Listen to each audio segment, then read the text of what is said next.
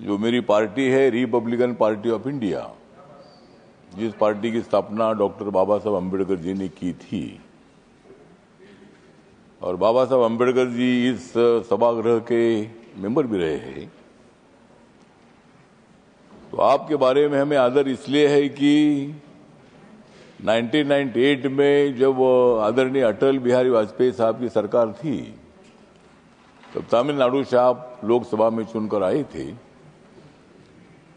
2 बार आप लोकसभा में चुनकर आए थे, और मैं भी महाराष्ट्र से 2 बार लोकसभा में चुनकर आया था। लेकिन आप उधर के साइड में थे, मैं इधर, आप इधर के साइड में थे, मैं उधर के साइड में था। मैं कांग्रेस पार्टी के अलायंस में था तब, और मैं 3 बार मैं लोकसभा में भी रहा हूं। और आज आपके बारे में मुझे आदर इसलिए है कि तब हम अपोजिशन में थे, आप सत्ता में थे, और आपकी और अपनी मुलाकात होती रहती थी। आपका स्वभाव बहुत अच्छा था। आप बहुत बड़े दिलदार नेता है, और गरीबों के लिए बहुत बड़ी सहानुभूति रखने वाले आप नेता है।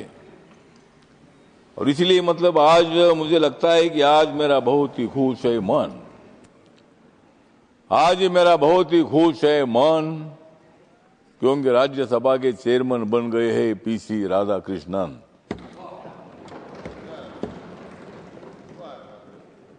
इस हाउस के लिए ये है अभिमान का क्षण, इस हाउस के लिए ये अभिमान का क्षण, और मुझे विश्वास है कि आप बहुत ही अच्छा चलाएंगे।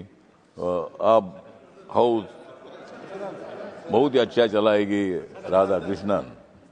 तो आप एक अच्छे आदमी है। महाराष्ट्र में जब आप राज्यपाल थे, गवर्नर थे, अनेक बार मैंने आपकी भेंट ले ली थी, अनेक बार अनेक विषयों पर मैंने चर्चा की थी। और आपके दिल में महाराष्ट्र की जो स्लम में रहने वाले लोग हैं, ऐसे स्लम में रहने वाले लोगों को पक्का मकान मिलना चाहिए, न्याय मिलना चाहिए, भूमिका आपकी हमेशा रही है। मुंबई को सुंदर बनाने के लिए एज ए गवर्नर आपने बहुत ही कदम उठाने का काम किया था, और मुंबई में बाबा साहब अम्बेडकर जी का एक बहुत ही बड़ा मेमोरियल बन रहा है, जहां बाबा साहब अम्बेडकर जी के स्टैचू की ऊंचाई 350 फीट की है। वहां भी आप आकर वहां उसके वो काम चल रहा, तो आपने देखा था। और बाबा साहब का स्टैचू जो है, सरदार वल्लभ भाई पटेल जी का स्टैचू तो सबसे ऊंचा है, लेकिन उसके बाद पूरे देश भर में सबसे ऊंचा स्टैचू कौन सा होगा, तो बाबा साहब का है। और हमारे माननीय नरेंद्र मोदी साहब ने उसका भूमि पूजन भी किया था, और बाबा साहब अम्बेडकर जी का स्टैचू भी बनने जा रहा है, उसका लोकार्पण भी होगा।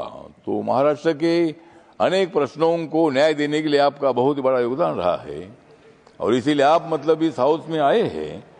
और मुझे पूरा विश्वास है कि यहाँ आप जो हाउस चलाने के लिए, वैसा ये हाउस चलाना इतना ज्यादा कठिन नहीं है। लोकसभा में ज्यादा हंगामा होता है, लेकिन यहाँ हंगामा होता है, लेकिन थोड़ा थोड़ा होता है, और इस हंगामे को रोकने की जिम्मेदारी आपके ऊपर है। हंगामा होना चाहिए, लेकिन हंगामा जाकर बाहर करो, इधर हंगामा क्या करना है। हंगामा करना ही है तो यहाँ मत आइए, अगर हंगामा करना है तो उधर ही बाहर रहिए, या अगर आना है तो यहाँ हंगामा नहीं होना चाहिए। होगा तो थोड़ा थोड़ा होना चाहिए, और 5-10 मिनट हंगामा करके यहाँ काम शुरू होना चाहिए। तो मेरा आपको निवेदन है कि सभी सदस्यों को, ये हमारे सभी मित्र सदस्य है, मल्लिकार्जुन खड़गे साहब के बारे में हमारे सबको आदर है। वो कांग्रेस पार्टी में जरूर है, लेकिन कांग्रेस पार्टी के साथ मेरी अच्छी दोस्ती भी रही है। आज मेरी दोस्ती उनके साथ नहीं है, मेरी दोस्ती नरेंद्र मोदी जी के साथ है। तो राजनीति में दोस्ती कभी होती है, लेकिन हम सब ने मिलकर लोकतंत्र को मजबूत अगर करना है। मुझे लगता है कि देश में खतरे में नहीं है लोकतंत्र, मुझे लगता है कि देश में खतरे में नहीं है लोकतंत्र। ये आपको देना होगा इन लोगों को मंत्र, ये मंत्र, लोकतंत्र कभी खतरे में नहीं आ सकता है। बाबा साहब ने दिया हुआ या संविधान सभा ने सेंट्रल हॉल में संविधान सभा ने मतलब ये संविधान बनाया।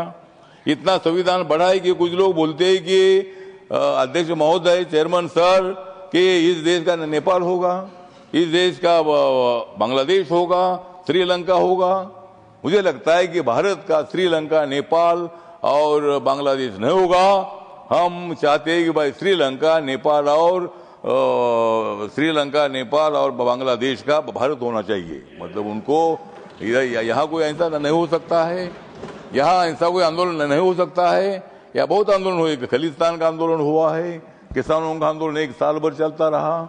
हमारा महाराष्ट्र में मराठवाड़ा विश्वविद्यालय को बाबा साहब का नाम देने के लिए 17 साल आंदोलन चला है। अनेक लोगों ने आंदोलन में किया। सबको अधिकार है, लोकतंत्र में रैली निकालने का अधिकार है, मांग करने का अधिकार है।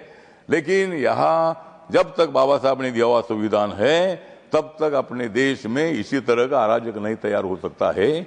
और इसीलिए मुझे लगता है कि हम सब लोगों ने मिलकर संविधान कानून के मुताबिक हमें आगे चलना है। विरोधी दलों की भी बात सुनो, लेकिन उनकी बात थोड़ी सुनो, हमारी ज्यादा सुनो। और इसीलिए मतलब उनकी भी तो सुनो, सबकी सुनना ही है। तो इसीलिए मुझे विश्वास है कि आपको बहुत अच्छा मोदी साहब ने एक बड़ा जिम्मेदारी दी है। और महाराष्ट्र से डायरेक्ट आप इधर आए हैं। और मतलब ये हाउस को चलाना इतना मुश्किल नहीं है, लेकिन हम आपके साथ हैं। आपको डरने की क्या बात है? इसीलिए मतलब हाउस अपने को अच्छा चलाना है। और हमारे मल्लिकार्जुन खड़गे साहब का भी कभी कभी सुनो।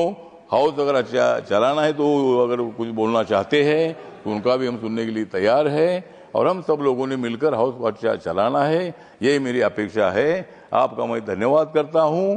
और आप मतलब यहाँ 5 साल तक रहेंगे, लेकिन मेरा खाली 3-4 महीना ही रह गया है। और मैं तो दोबारा मतलब मैं अप्रैल में मैं तो दोबारा आऊँगा, क्योंकि मुझे मोदी साहब और एक बार लाने वाले हैं।